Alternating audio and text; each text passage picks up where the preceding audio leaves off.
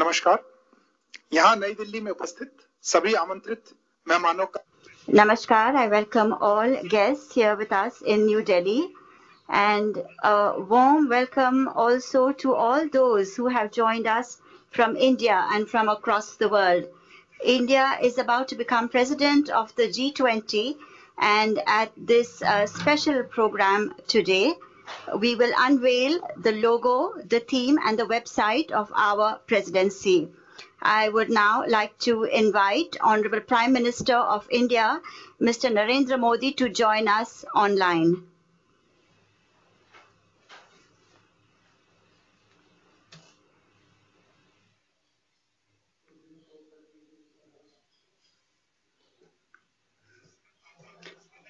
Thank you, sir. I welcome you. I would now like to request the Honorable Prime Minister to unveil the logo and theme of India's presidency by pressing a button. India, home to 1.3 billion people, is a confluence of religions, traditions, and customs. A thriving global center of technology and the world's largest democracy. As one of the oldest civilizations in the world with a rich cultural heritage and diversity, and as the fifth largest economy in the world, India is proud to assume the presidency of G20.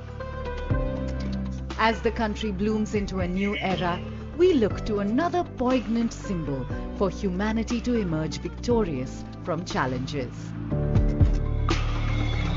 The lotus, the national flower of India, represents our history and culture and symbolizes spirituality, fruitfulness, wealth, and knowledge. And that's the inspiration for India's G20 logo design.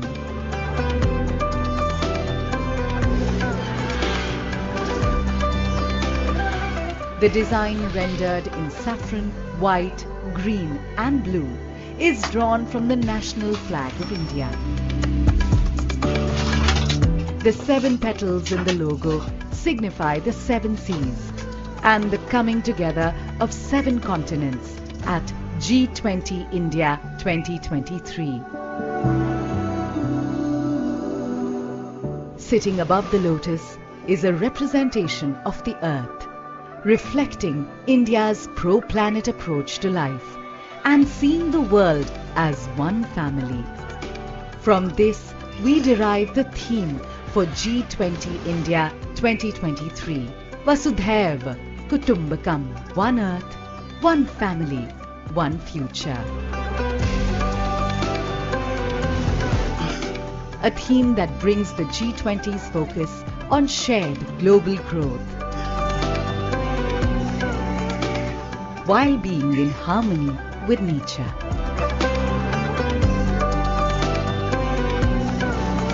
G20 India 2023. One earth, one family, one future.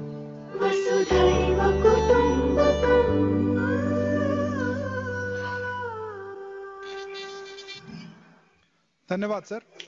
Thank you, sir. I would now like to request the Honorable Prime Minister to unveil the website of India's G20 presidency by clicking a button.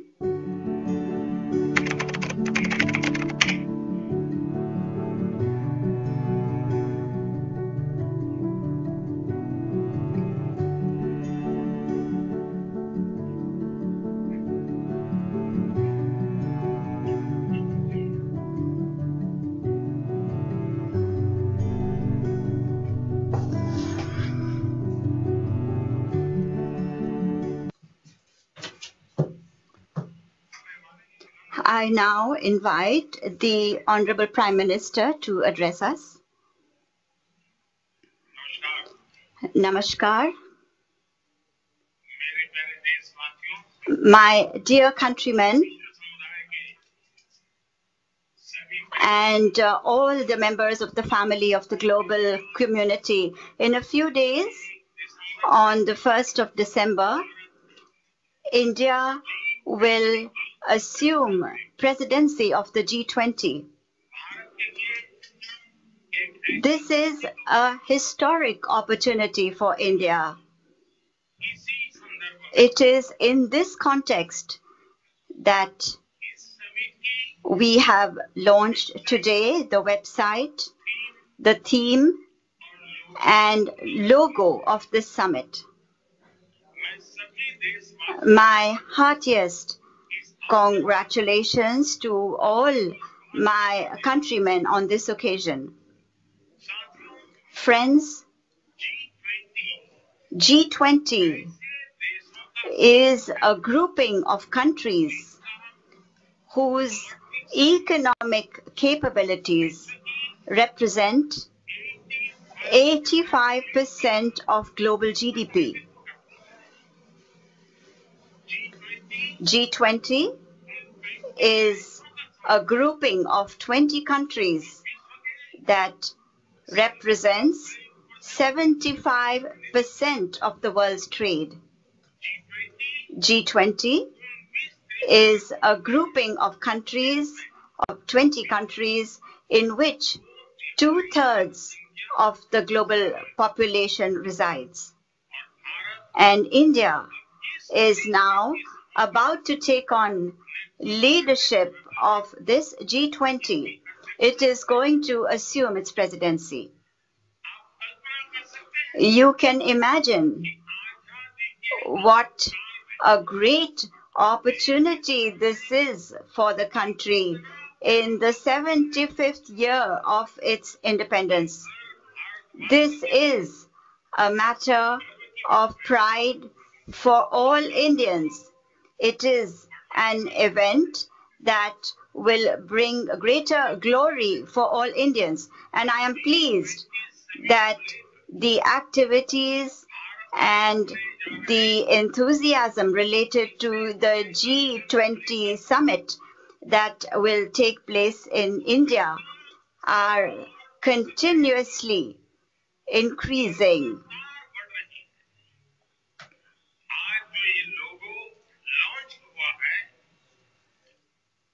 Our countrymen have also played a very big role in creating the logo that has been launched today.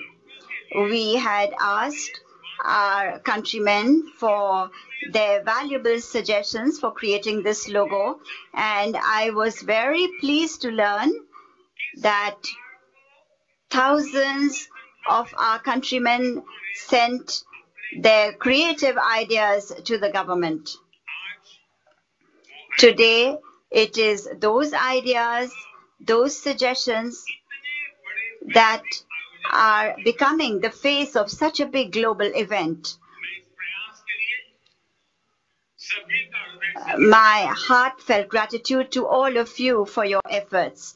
Friends, today the G20 logo is not just a symbol. It is a message. It is a strong feeling that runs through our veins.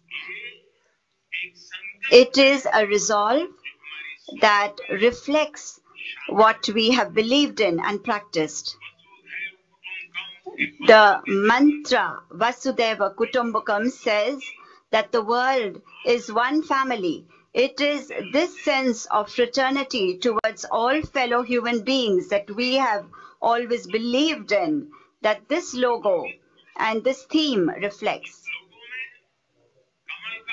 The lotus flower in the logo depicts India's legendary heritage, our faith, our intellect.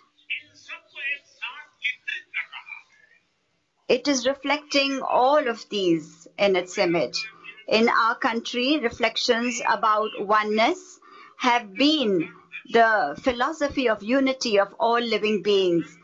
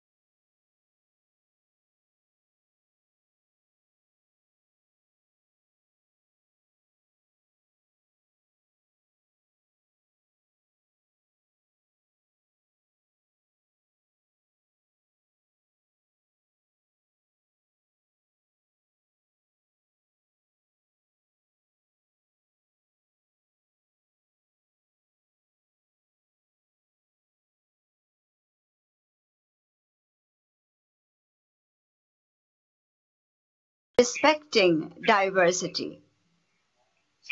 Friends, it is true that whenever there are meetings or conferences of big platforms like the G20 in the world, they have their own diplomatic and geopolitical meanings.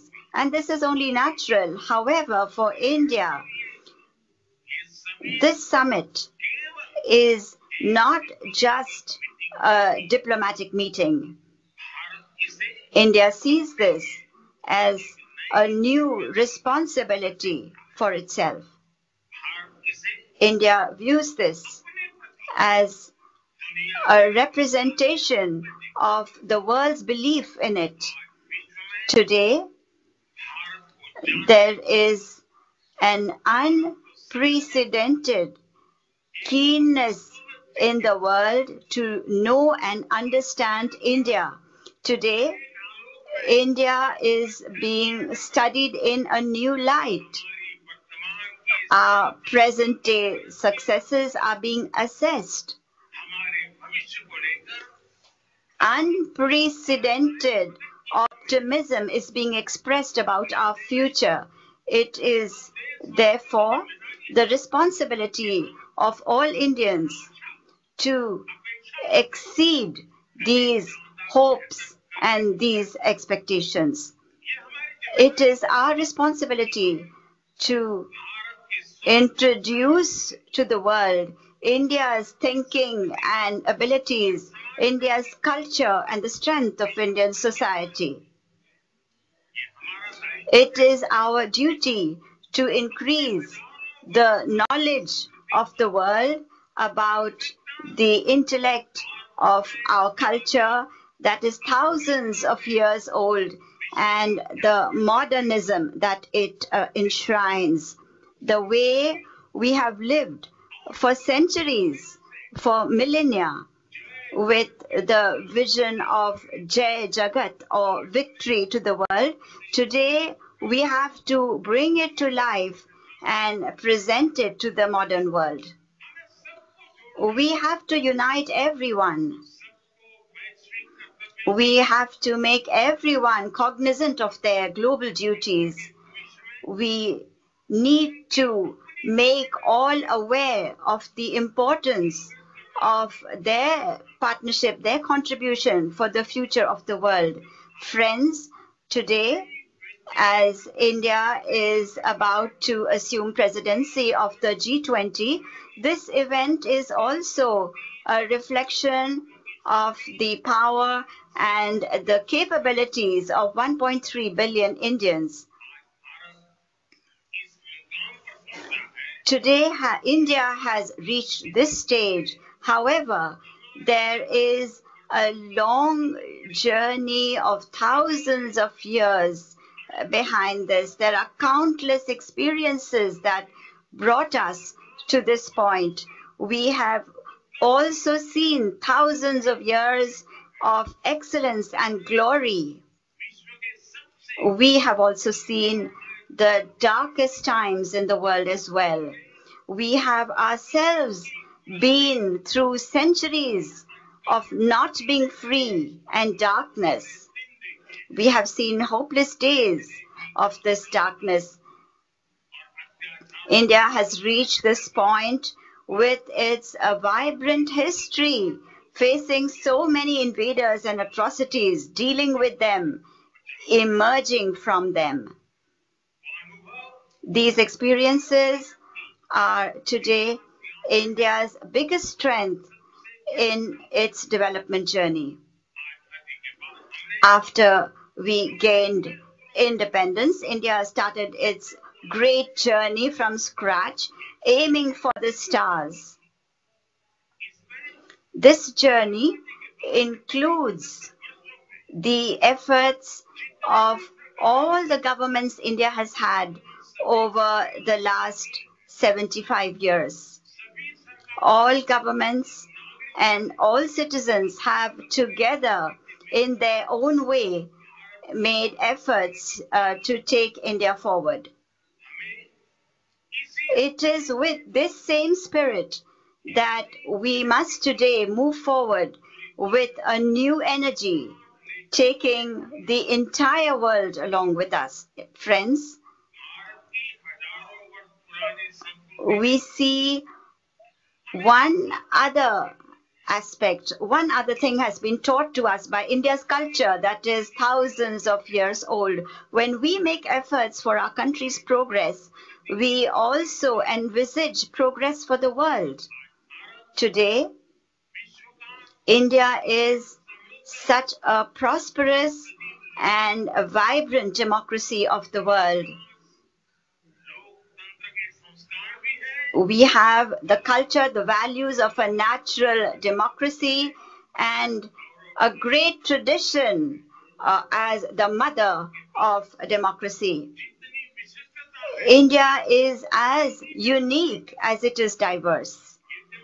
This democracy, this diversity, this indigenous approach, this inclusive thinking, this local lifestyle, these global thoughts. Today,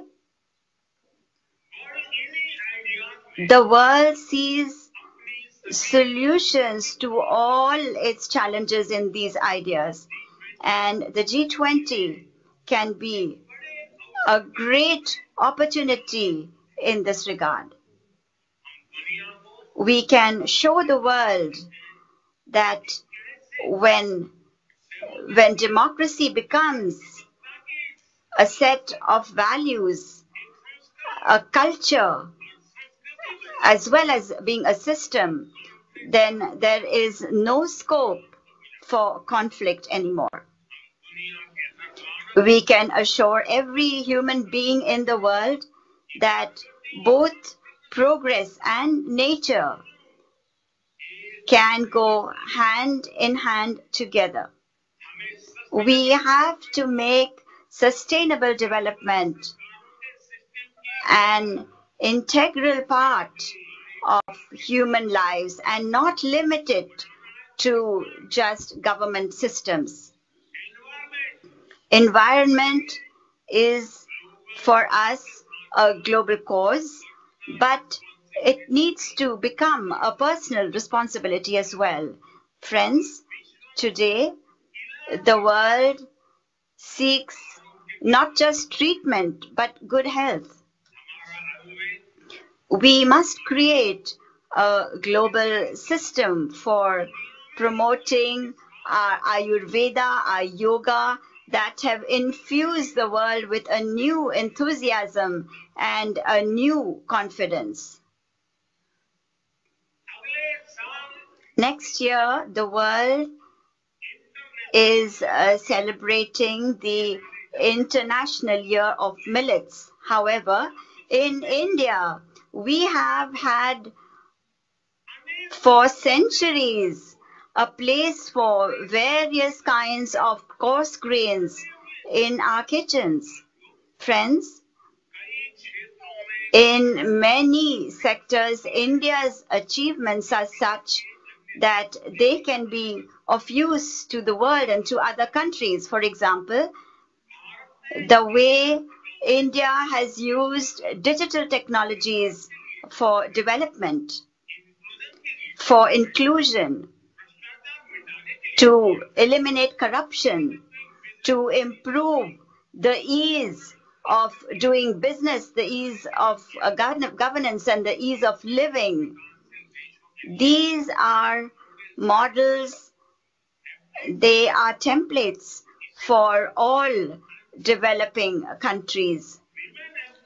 Similarly, India is progressing today from women empowerment to women-led development. The accounts that have been set up under our Jan Dhan scheme for universal access to banking facilities and schemes such as the Mudra loan scheme for all have enabled financial inclusion of women. Similarly, our experience in other sectors as well can be of great help to the world. And India's presidency of the G20 can be a great means of taking all these successful campaigns to the world. Friends, today's world is looking with a lot of hope towards collective responsibility, whether it is the G7 or the G77 or the UNGA. In this environment, India's role as president of the G20 is very important. On the one hand, India has close relations with developed countries, and on the other, it understands the views, the approach of developing countries very well, and it gives voice to them.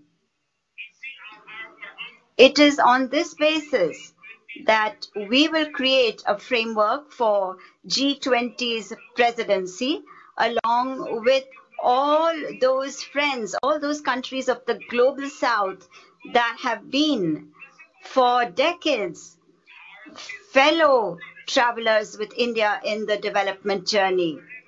We are going to make efforts to make sure that no one in the world is considered a first world or a third world country, but that there is just one world. India is working on the vision of bringing the entire world together to achieve a common objective for a better future. With its One Sun, One World, One Grid slogan, India has called for a revolution in renewable energy. With its One Earth, One Health vision, India has also started a campaign to strengthen global health. And now, in the G20 as well, our mantra or slogan is One Earth, One Family, One Future. It is these thoughts, this culture, these values of India that will pave the way for the welfare of the world. Friends, I have a request to make today to all the state governments and to all the political parties of my country. This is not just an event organized by the central government. This is an event that all Indians must own. The organization of the G20 summit is a great opportunity for us to demonstrate our tradition of Atithi Devo Bhava. A guest is equivalent to God. This event will not just take place in Delhi or be limited to a few places. G20 programs will be organized in every corner of the country. Every state of India has its own special characteristics, its own heritage. Every state has its own culture, its own beauty, its own radiance, its own hospitality. The hospitality of Rajasthan is reflected in its invitation, Padharo Hamare Desh, welcome to my land. Gujarat's greeting, full of love, Tamaru Swagat Che, you are welcome. The same love is reflected in Malayalam, in Kerala. Ella Verkum Swagatam, all are welcome. The heart of incredible India, Madhya Pradesh says, Aapka Swagat hai, you are welcome. You are welcomed in West Bengal, in melodious Bengali with the words, Apna ke Swagat Janai, you are welcome. Tamil Nadu, where stories never end, says, Thangal Varayu Nalvarva Hue, your presence is auspicious. UP urges you to visit, saying if you haven't seen UP, you haven't seen India. Himachal Pradesh is a destination for all seasons and all reasons. that it is a place you can visit at any time of the year and for any purpose. Uttarakhand is simply heaven. This hospitality, this diversity amazes the world. It is through the G20 that we need to convey this love to the world. Friends, I will be traveling to Indonesia next week. There, the presidency of the G20 will be formally handed over to India. I also request all states, all state governments, that their states play as big a role as possible in this. Make the most of this occasion for your states. I request all states, all citizens and intellectuals of the country to come forward and become a part of this event. You can all send your suggestions on the website that has just been launched for the summit. You can express your views on it. How can India play a bigger role to ensure the welfare of the world? Your suggestions and participation in this regard will increase the success of an organization like G20. I am confident that this event will be memorable not only for India, but it will be viewed in the future as well as an important occasion in the world's history. It is with this wish that I convey my warmest greetings once again to all of you. Thank you very much.